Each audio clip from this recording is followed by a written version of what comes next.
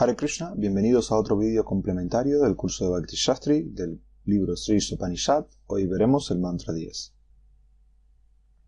Como en cada uno de los vídeos anteriores, para cada verso propongo responder estas 6 preguntas que ayudarán a que nuestro estudio sea mucho más contundente y mucho más sistemático.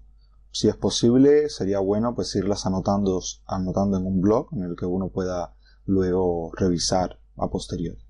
La primera es cuál es el punto central o principal del verso y el significado. La segunda es si ven que existen otros puntos importantes que se mencionan en el mismo. La tercera es revisar las palabras en sánscrito y los significados palabra por palabra, a ver si hay alguna que nos da alguna idea especial de algo que conocemos con anterioridad. La cuarta es buscar si existe dentro del texto o en el comentario alguna sección, oraciones o algo en especial que nos conmueva y que nos sirva para nuestra vida diaria. La quinta es tratar de establecer vínculos entre las secciones que estamos estudiando ahora y secciones que hemos estudiado en el pasado o fragmentos de escritura que tengamos o incluso no tiene por qué ser de Shastra, sino que puede ser de algo que esté relacionado con nuestra propia vida. Quizás podemos hacer anotaciones al respecto. Y la última es si tenemos algo que no entendemos o existe alguna pregunta que deseamos realizar a alguien. Nuevamente, si tienen alguna pregunta o algún comentario que deseen hacer, pues siéntanse libres de hacerlo en los comentarios del vídeo. Yo trataré de responder siempre lo más rápido posible. Este mantra número 10 dice así: los sabios han explicado que del cultivo del conocimiento se deriva un resultado y que del cultivo de la nesciencia se obtiene otro resultado diferente.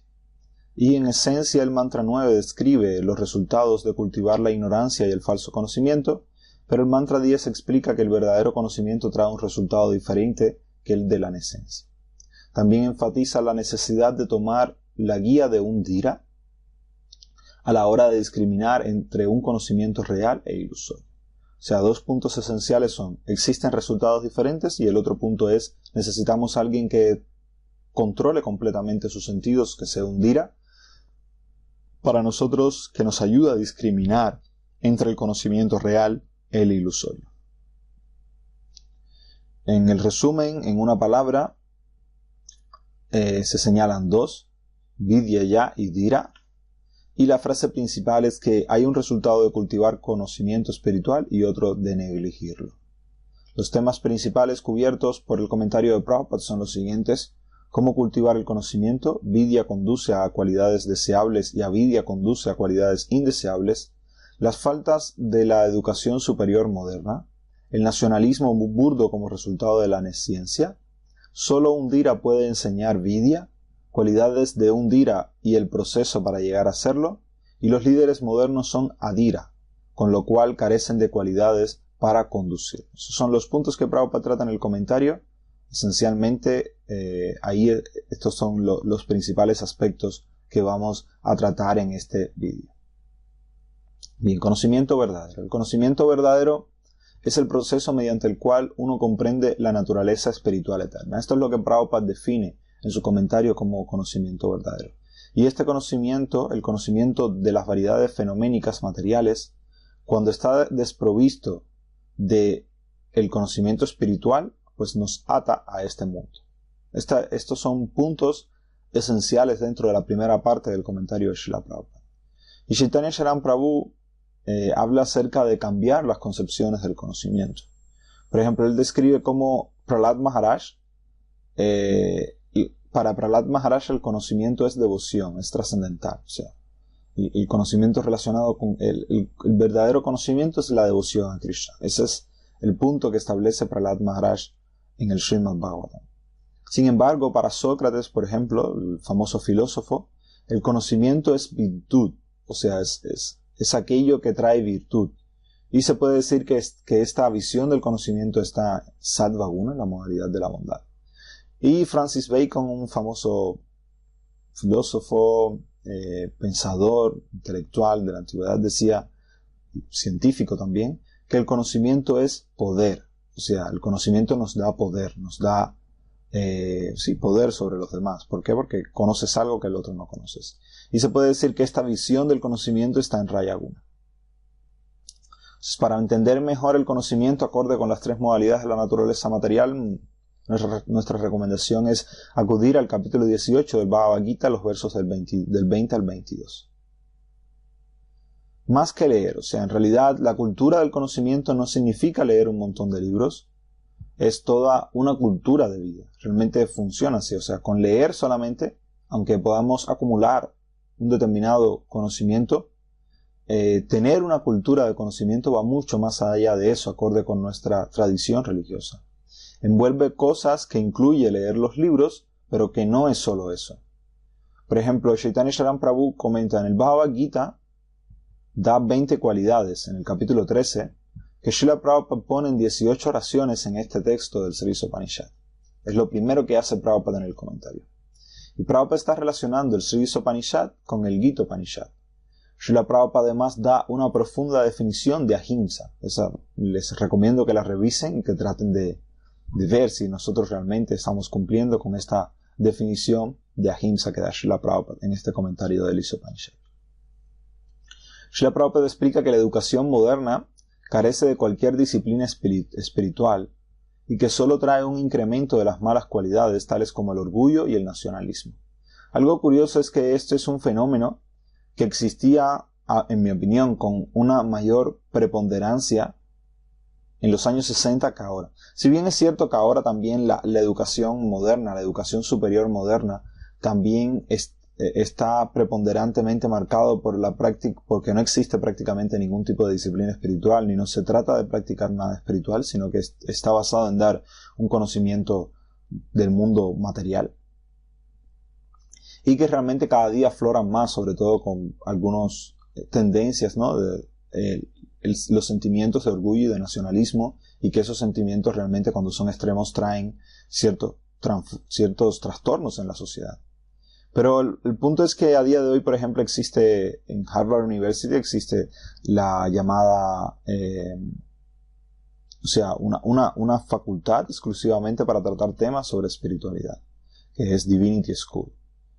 Y hay universidades que dan cursos relacionados con temas espirituales, o sea, no existe el mismo, o sea, este fenómeno no existía en los años 60 cuando Prabhupada escribió el comentario, cuando estaba en América, ni mucho menos antes de venir a América, porque en realidad el Upanishad, les recuerdo que fue escrito antes de que Prabhupada viniese a América en los años 60. En el año 60, de hecho, aparece en las revistas, en las últimas ediciones de la revista De Vuelta al Supremo antes de Prabhupada venir a Occidente. Con lo cual, los años 60, sí, 59, 60. Con lo cual, si nos ponemos a analizar, o sea, y estudiamos la historia de la educación superior y la historia de la educación en general, ha cambiado mucho, aunque en su centro no tanto, pero hay determinadas cosas que nos dan a entender de que existe una mayor apertura hacia temas relacionados con la espiritualidad en la educación que antes. Que antes digo que en los años 60 donde todo estaba más materializado. Prabhupada dice, la educación moderna se enfoca en el avance de la tecnología. Esto sí es un hecho incluso hoy más aún todavía. Y debido a la falta de educación moral, semejante tecnología es usada simplemente para incrementar el materialismo. Bueno, esto, a día de hoy hay bastantes temas en boga, sobre todo con el surgimiento de la bioética, y ya se cuestionan muchas cosas dentro del ámbito académico. Aunque si bien es cierto que siguen mandando un determinado sector que estos temas, en los que estos temas no se cuestionan tanto. Pero sí hay un fuerte cuestionamiento de determinados aspectos, sobre todo desde la bioética, donde hay cuestiones morales referentes al desarrollo tecnológico que son bien, que hay fuerte, hay una fuerte oponencia dentro de este campo a que la tecnología se desarrolle sin pensar en cuestiones éticas y morales. Prabhupada da una serie de faltas que existen en la educación superior moderna. Por ejemplo, él dice que incluso un chico piensa que es autosuficiente y no respeta a los mayores. No creo que sea tan así en la educación superior. Los estudiantes no son amanidvan ni sausham, o sea, no son limpios, son austeros en términos generales. Esto es bastante cierto. No se les da a los estudiantes instrucciones sobre principios regulativos de la Brahmacharya, evidentemente. Si no eres formado en un ashram de Brahmacharis, este tipo de cosas no van a existir en la educación superior moderna. Y referente a Sausham se refiere a la limpieza interna. Limpieza externa definitivamente probablemente haya más, no sé, que en los años 60.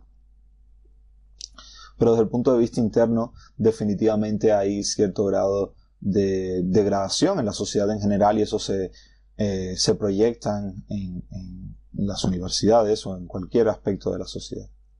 Son centros de nesciencia solamente. Los científicos están ocupados en descubrir armas letales, no ahimsa. Aquí hay un punto importante a relucir, y es que Prabhupada, cuando escribe estos comentarios, digamos que la Guerra Fría estaba en pleno apogeo, estaba comenzando, y después fue aún peor, y realmente la mayoría de los grandes científicos estaban destinados a cuestiones cuestiones militares y a desarrollar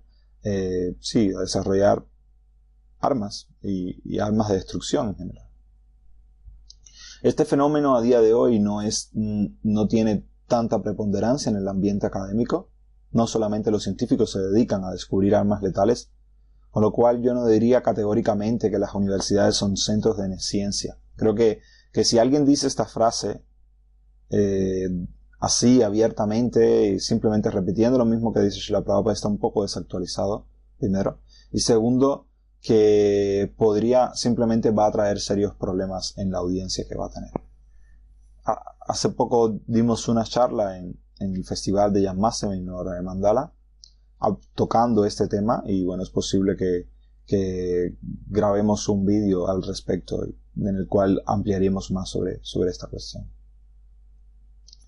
No tienen fe ninguna en las instrucciones de las escrituras. Bueno, esto no es tan así. De hecho, aunque si bien es cierto que dentro del mundo académico el número de personas religiosas es mayor, o sea, es menor que en la sociedad en general, cada día en cuanto a porcientos, hay más porcientos de jóvenes que sean religiosos que de personas ya con avanzada edad dentro del mundo académico que sean religiosos, con lo cual se puede percibir que esta tendencia se está revirtiendo, o sea, que hay un grupo de personas, sobre todo en la juventud, que no ven un gran problema entre ciencia y religión. Los principios religiosos son enseñados solo por una cuestión de formalismo y para cuidar el nombre o la fama, y no la búsqueda de que sean usados en la práctica. Esto sí es posible que en general suceda en la sociedad. Resultado, hay una hostilidad no solamente en el campo político y social, sino también en el campo religioso. Sí, en cierta medida, aunque a día de hoy cada vez hay más grupos anteriormente definitivamente había una menor integración entre las religiones y había un menor diálogo interreligioso. A día de hoy esto es algo que está cobrando fuerza, aunque a medida que cobra fuerza el diálogo interreligioso, pues también cobra fuerza a grupos que no están de acuerdo con él y que critican a otras religiones y que de hecho en algunos casos pueden llegar a ser violentos. Pero yo diría que cada vez estos grupos son menores y que cada vez hay una mayor tendencia dentro de prácticamente todas las religiones a intentar llegar a un punto en común, a intentar llegar a tratar de transmitir de que en realidad, en esencia, o al menos a dialogar e intentar conversar sobre los temas que en común tienen todas ellas. Bien, la esencia y el nacionalismo. Pues nadie considera que esta diminuta tierra es un solo trozo de materia flotando en el inconmensurable espacio, junto con muchos otros trozos. Prabhupada da el ejemplo de que son como partículas de polvo en el aire. Realmente esto es algo que muy pocas personas se llegan a cuestionar, simplemente, todo el mundo considera como suyo el terruño donde vive, donde nació, y están quizás excesivamente apegados a él en muchos casos, y no consideran que simplemente eso es un trozo de masa y que es igual en todas partes, y que el orgullo que podamos tener es diminuto si comparamos este trocito de país o de ciudad o de lo que sea en comparación con todo el planeta y en comparación con todo el universo y con muchos planetas que existen. O sea, esto es una realidad que realmente... pero bueno, no tiene que ver con el tema religioso, simplemente es teniendo un poco de sentido común, las personas pueden llegar a este punto muy fácilmente. Realmente somos pequeñas criaturas intentando dominar el planeta, esto es un hecho cada vez, y de hecho no solamente intentarlo dominarlo, sino prácticamente destruyéndolo. La transformación que ha surgido del planeta en los últimos 100, 200 años es muchísimo mayor a la que ha tenido en prácticamente todo el desarrollo de la humanidad. Se hace caso omiso de estos puntos y los hombres confundidos han creado sus propias naciones dentro de este planeta a fin de disfrutar de los resultados de una manera más efectiva durante los pocos años que vivan en él. Esto es prácticamente un hecho de que las fronteras han sido creadas por nosotros con el deseo de disfrutar y al final lo que hemos creado son muchos más conflictos.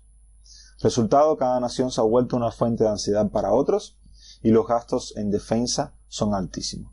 Prabhupada da una cifra que si a día de hoy no es correcta, quizás en los años 60 lo era, es muy probable, porque, como digo, estaban en pleno apogeo la Guerra Fría y sobre todo en Estados Unidos y Rusia y el polo, y la Unión Soviética, y había varios países involucrados, había un desarrollo armamentístico muy muy grande. A día de hoy el país que más gasta en defensa es Estados Unidos, a duras penas, que es casi un 50% de su Producto Interno Bruto. La mayoría de los países gastan muchísimo menos que esto. Pero no es cierto lo que dice Prabhupada en su comentario a día de hoy. Quizás en los años 60 sí lo era, pero a día de hoy no es cierto que los países gastan más de un 50% de sus ingresos en defensa. A día de hoy eso no es así. Es una realidad, no es así. Pueden buscar las estadísticas. Estados Unidos es el que más invierte en defensa y lo hace alrededor de un 40 y tanto por ciento, no llega al 50%. Chaitanya Charan Prabhu, pero eso no quiere decir que sea muy alto, es altísimo. Si comparamos los gastos en defensa en comparación con los de educación, los de defensa se van por encima de la educación en prácticamente todos los países. Quizás, no sé si, creo que Cuba es una excepción y quizás hay algún que otro país que también sea una excepción, pero en términos generales, los gastos en defensa en la mayoría de los países, tanto desarrollados como no, son mucho más altos que los gastos en la educación. Chaitanya Charan Prabhu dice, existe el para y aparadharmas. No estamos condenando el sentimiento nacionalista, que sería paradharma, el sentimiento o el deber, nuestro deber relacionado con el mundo material, sino que debemos trascender el nacionalismo y pensar mucho más allá de las cortas limitaciones o límites de nuestro territorio, que no es nuestro en realidad. El conocimiento y los dhiras. Dice, uno puede discriminar entre el conocimiento y la ilusión aceptando instrucciones de un dhira. El dhira es alguien que no es perturbado por la ilusión material, que es completamente apacible, que nada le perturba. Está más allá de la plataforma corporal y así puede dar instrucciones que son beneficiosas para nuestro progreso espiritual. Son personas que, debido a que han trascendido todo tipo de ansiedades respecto al mundo material, que están más allá del honor y el deshonor, están más allá de la fama y el infortunio, de la felicidad y la aflicción, pueden ayudarnos dándonos instrucciones para nuestro progreso espiritual, porque ven con una visión mucho más ecuánime que la que tenemos nosotros. El discípulo perfecto debe ser como Arjuna y el maestro espiritual debe ser tan bueno como el Señor mismo. Esto es lo ideal. Realmente la mayoría de las veces no es así. Y un dhira comprende que el cuerpo y la mente materiales que él ha adquirido por casualidad a través de la asociación material no son sino elementos externos. Y por consiguiente él simplemente hace el mejor uso de la mala compra que hemos obtenido. Este cuerpo sin duda alguna es una mala compra, que está lleno de ansiedades, está lleno de problemas, ya creo que los hemos descrito muchas veces, pero definitivamente si comparamos cualquier parte de nuestro cuerpo, desde el mismo dedo gordo de nuestro pie, cuántas veces nos causa placer, a cuántas veces nos causa aflicción, y definitivamente vamos a ver quién gana muy fácilmente. En realidad, nuestro cuerpo no es que sea una fuente de felicidad tan grande como fuente de aflicciones y de problemas. Si comparamos también todos los momentos de felicidad de nuestra vida con todos los momentos que pasan desapercibidos o que son de aflicción, también veremos claramente cómo es la balanza. En esencia, lo que debemos intentar hacer, y es lo que propone el Bhagavad Gita y lo que proponen los textos de la literatura Vaishnava y Védica en general, es que intentamos con este cuerpo, que no es del todo perfecto, que no es lo mejor que puede existir, hacer el mejor uso posible, dedicándolo al progreso espiritual. Chaitanya Charan Prabhu comenta, porque Prabhupada habla en el comentario de que por casualidad. Él dice, por casualidad significa que no hay una conexión intrínseca entre el alma y la mente y el cuerpo. O sea, no hay una conexión totalmente intrínseca entre ellos. Significa que nosotros no tenemos nada que ver con el cuerpo. El ser espiritual no tiene absolutamente nada que ver con el cuerpo. Está puesto ahí como un pasajero dentro de un coche, pero no es... O sea, no hay una conexión mucho más allá de eso. Claramente, al nosotros identificarnos con el cuerpo, esa conexión se hace mucho más profunda y establecemos una conexión artificial en realidad. Decimos que somos el cuerpo y que todo lo que le pertenece al cuerpo nos pertenece a nosotros. Pero en realidad esa conexión es artificial y es impuesta por la sociedad, por la familia, etc. No es, y por la naturaleza material y el ego falso. Pero no es algo que intrínsecamente exista sí o sí. Y termina Chaitanya Charan Prabhu diciendo que el término de por casualidad no significa que no haya un orden. Realmente hay un orden. Y en las cualidades de un Dhira, pues el Dhira debe ser discípulo de un guru genuino, desapegado y tener conocimiento espiritual. En general, un Dhira no tiene por qué ser discípulo de un guru genuino. Aquí se refieren a un Dhira que da conocimiento, que imparte conocimiento. Evidentemente, para impartir conocimiento tuviste que haber recibido el conocimiento de una fuente apropiada. Y esto es algo que en lo que Prabhupada hace mucho énfasis, que la tradición Vaishnava hace mucho énfasis y que nosotros debemos velar muy cuidadosamente. Él sabe que, 1, el cuerpo y la mente materiales son malas compras para la entidad viviente espiritual. 2, que la entidad viviente tiene funciones reales en el mundo espiritual lleno de vida, pero este mundo material está muerto. O sea, la naturaleza de la entidad viviente Sat Chit Ananda, ser eterna, llena de conocimiento y llena de bienaventuranza, y el mundo material es justo lo opuesto. Es un lugar temporal, o sea, en el que la muerte es lo que priva, el mundo de la muerte, habíamos dicho en vídeos anteriores.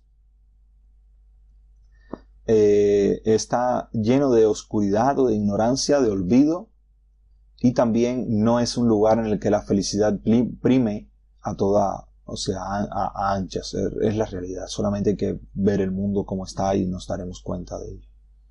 Incluso en los lugares occidentales, en Europa y los lugares donde la felicidad está a flor de piel, por ejemplo, solamente hay que ver los conflictos, o sea, las ansiedades que están provocando todo el tema de los atentados y demás. Incluso en un lugar así, el temor prevalece muchas veces sobre la felicidad. Y entre la chispa espiritual manipula los trozos de materia muertos, o sea, este cuerpo y todo lo que nos rodea, el mundo muerto parece tener vida. Claro, la chispa espiritual estar ahí, todo parece cobrar vida y el mundo parece lleno de luz y color. Pero la realidad, cuando uno mira objetivamente este mundo material, es bien diferente. Con lo cual uno debe evitar los imitadores que no han recibido un entrenamiento apropiado, o sea, aquellas personas que no son dhiras realmente. Y algo interesante es que la palabra dhira aparece en el Bhagavad Gita, en el Lentes de la Instrucción, en el Isopanishad, con lo cual debemos tratar de volvernos dhira. Y la pregunta es ¿cómo? Pues seguir los principios regulativos, refugiarse en un maestro espiritual fidedigno y escuchar atenta y sumisamente de él. Estas son las pautas que da Srila Prabhupada para uno poder volverse dhira. Bien, los políticos modernos son adhiras. O sea, los políticos modernos no controlan completamente sus sentidos. Esto yo creo que es una realidad claramente palpable, o sea, en prácticamente todos los países que podamos visitar. Y Prabhupada dice que debido a eso son personas no del todo calificadas para guiarnos. Srila Prabhupada critica a los políticos modernos 2 veces en un solo comentario.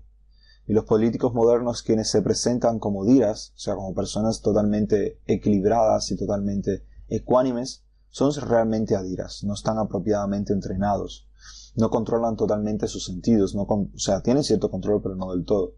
No son personas, a ver cómo decir. Un dhira es una persona totalmente ecuánime, que no se aflige ni que está completamente más allá de la fama y la infamia, que está completamente más allá de la felicidad y la aflicción, que ve con ecuanimidad a todo el mundo y ve a todos por igual. Definitivamente cuando uno hace esa descripción y mira las características de los presidentes de diferentes países o de los políticos de diferentes países, tú dices, empiezan a sonar alertas rojas. O sea, no tiene esto, no tiene esto, no tiene esto. Y uno no debe esperar un conocimiento perfecto de ellos, como de prácticamente nadie en nuestra sociedad, porque hay muy pocos giras en la sociedad moderna. Ellos simplemente están concentrados en su propia remuneración. Bueno, y también puede que no sean tan egoístas muchos y que estén tratando de ayudar realmente a un grupo de personas, pero al no tener una visión ecuánime de la realidad, esta visión que hemos estado hablando, de ver a todos con igual, de estar más allá de la fama y la infamia, de estar más allá de la felicidad y la aflicción, pues las decisiones que toman muchas veces no son del todo acertadas para el progreso equilibrado, tanto espiritual como material.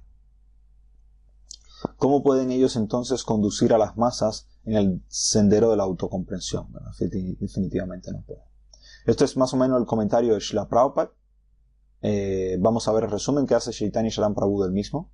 Él habla de cultivando el conocimiento y la nesencia, es como lo titula. Y habla de dos puntos esencialmente, el cultivo del conocimiento y por otro lado el cultivo de la nesencia. Vamos a empezar con el cultivo del conocimiento. Cultivo de los 18 elementos dados en el capítulo 13 del Bhagavad Gita. Es adquirido por un Dhira. ¿Y cuáles son las cualidades de un Dhira? Pues no se perturba por la ilusión material, tiene una comprensión espiritual, ni ansía ni lamenta nada, hace el mejor uso de esta mala compra que es el cuerpo, escucha de manera sumisa de la fuente suprema y sigue los principios regulativos. Estas son las cualidades de un Dhira y el cultivo del conocimiento es cultivar estos 18 elementos y es importante que sea adquirido de una persona que tenga estas cualidades de Dhira. Bien, eso es cultivo del conocimiento. Cultivo de la nesencia. ¿Qué es? Pues seguir todo excepto los 18 elementos del conocimiento. Esta es la frase que da Prabhupada, e incluso es la frase creo que aparece en el Bhagavad Gita. Ejemplos de nesencia. Pues Prabhupada da 3. Las universidades, los científicos y los políticos. Ya indagaremos más sobre esto en los puntos a estudiar o a reflexionar. Su naturaleza. Pues están falsamente orgullosos. Esto es prácticamente cierto en casi todos ellos. Buscan su propia remuneración, bueno, como casi todo el mundo en esta sociedad. Aspectos externos de la energía ilusoria están concentrados en estos aspectos externos de la energía ilusoria y muy pocos tratan de ir a la fuente espiritual. Y por eso es que la Prabhupada los critica en realidad, porque no tratan de progresar espiritualmente, sino que están concentrados en este mundo de la muerte, por así decirlo, en este mundo que es temporal, que lo único que trae es aflicción en el mayor de los casos y que es un lugar en el que, digamos, no, como diría Bhaktisiddhanta Sarasvati Thakur, no es un lugar digno para caballeros. Y no pueden causar un cambio real por el hecho de no ser dhiras, de no ser personas totalmente entrenadas en la práctica espiritual. El mundo material da hasta lo que da, con lo cual el cambio que pueden producir está relacionado con el mundo material, no pueden darnos algo totalmente espiritual. ¿Cuáles son los resultados? Pues no hay respeto por los mayores. Esto es una realidad, a día de hoy es así. O sea, en la sociedad moderna el respeto a los mayores va cada vez disminuyendo. Los mayores son vistos como una carga, no son vistos como una fuente de sabiduría y de conocimiento. Las armas letales, o sea, están construyendo armas letales para destruir a todos. En los años 60 comentábamos que esto era mucho más fuerte que a día de hoy, aunque a día de hoy existe de manera fuerte también. No hay entrenamiento de brahmacharya, o sea, esto prácticamente, de hecho, este entrenamiento es prácticamente inexistente en la sociedad moderna. No hay fe en las escrituras, realmente cada vez hay menos, esto es una realidad también. Hay hostilidad en prácticamente todos los campos, lo cual es bastante visible en la sociedad actual, y altísimos presupuestos de defensa. Conclusión, repetidos nacimientos y muertes. Esto es lo que trae el mundo material, los resultados que trae. Este es en esencia el comentario de Srila Prabhupada. Vamos a ver los comentarios de los acharyas pasados. En la traducción de Madhvacharya es muy similar a la de Srila Prabhupada.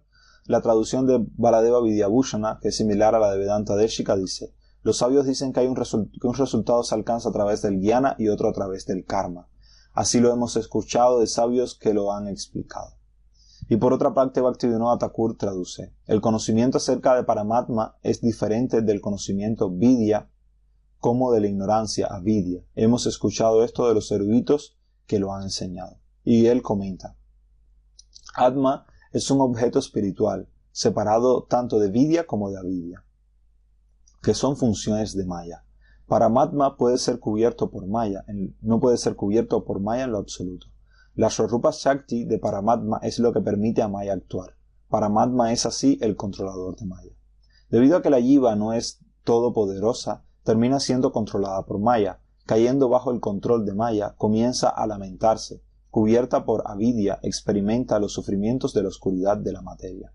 Cuando toma refugio de vidya, se alivia del sufrimiento, pero cae incluso en un sufrimiento mayor al contemplar al Dios impersonal sin cualidades.